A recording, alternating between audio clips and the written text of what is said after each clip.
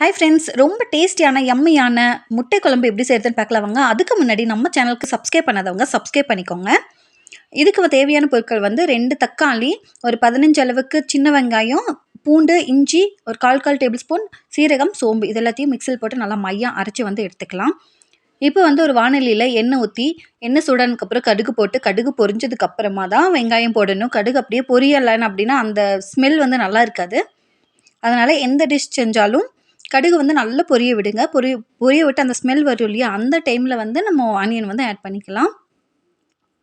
இப்போ வந்து வெங்காயம் வதங்குறதுக்கு நான் கொஞ்சமாக சால்ட் ஆட் பண்ணிவிட்டு வெங்காயத்தை வந்து நல்லா மிக்ஸ் பண்ணி விட்டுக்கிறேன். இப்போ வந்து நல்லா வதங்கிருச்சு. நம்ம அரைச்சி வச்சுருக்கலையே அந்த பேஸ்ட் அதை வந்து இப்போ ஆட் பண்ணிக்கலாம்.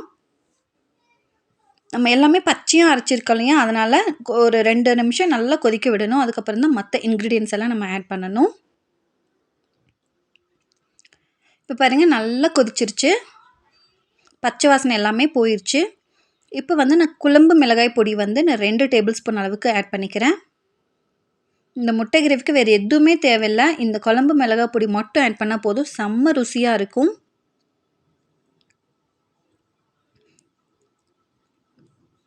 பாருங்கள் நல்லா எண்ணெய் பிரிஞ்சு வருது. ஒரு 2 மினிட்ஸ் நான் அப்படியே விட்டுட்டேன். நல்லா எண்ணெய் பிரிஞ்சு வருது. இப்போ வந்து தேங்காய் பேஸ்ட் வந்து நான் ஆட் பண்ணிக்கிறேன்.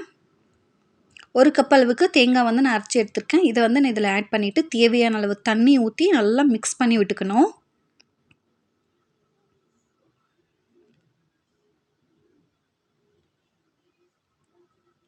ஒரு 2 நிமிஷம் அப்படியே விட்டு நல்லா கொதிக்க வச்சுட்டு நம்ம தேவையான அளவு உப்பு ஆட் பண்ணிக்கலாம். இந்த முட்டை குழம்பு வந்து டக்குன்னு செஞ்சிடலாம். ஸோ உங்களுக்கு எந்த அளவுக்கு கன்சிஸ்டன்சி வேணுமோ அந்த அளவுக்கு நீங்கள் தண்ணி ஊற்றி எடுத்துக்கலாம். நான் வந்து இன்றைக்கி 10 முட்டை எடுத்திருக்கேன். ஒரு முட்டையை வந்து ஃபஸ்ட்டே உடச்சி ஊற்றி நல்லா மிக்ஸ் பண்ணிக்கிறேன். முட்டை வந்து எல்லா இடத்துலையும் ஸ்ப்ரெட் ஆகிற மாதிரி நல்லா மிக்ஸ் பண்ணி எடுத்துக்கிறேன்.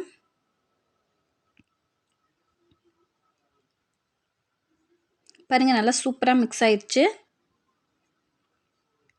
இப்போ வந்து மீதி இருக்கிற முட்டை எல்லாமே ஒவ்வொன்றா உடச்சி கிளாஸில் ஊற்றிக்கிறேன். டம்ளரில் ஊற்றிட்டு அதுக்கப்புறமா இதில் ஏன்னா கெட்டுப்போன முட்டையெல்லாம் இருக்கும் இல்லையா, அதை நம்ம எப்படி கண்டுபிடிக்கிறது? டக்குன்னு உடனே நம்ம டேரெக்டாக குழம்புல வந்து ஆட் பண்ணியிருக்கக்கூடாது. இந்த மாதிரி ஒவ்வொன்றா நம்ம கிளாஸில் ஆட் பண்ணிவிட்டு ஊற்றிட்டு உடச்சி ஊற்றிட்டு அதுக்கப்புறம் நம்ம இதில் போட்டுக்கலாம். இப்போ வந்து அப்படியே ஒரு 1/4 மணி நேரம், ஒரு 10 நிமிஷம் அப்படியே மீடியம் ஃப்ளேம்லேயே வச்சு எடுத்துக்கணும். கரெக்டாக 10 நிமிஷம் ஆகும். சூப்பரான யம்மியான முட்டை குழம்பு ரெடி ஆயிடுச்சுங்க. நம்ம சேனல் பிடிச்சிருந்தா லைக் பண்ணிக்கோங்க, சப்ஸ்கிரைப் பண்ணிக்கோங்க. Thank you.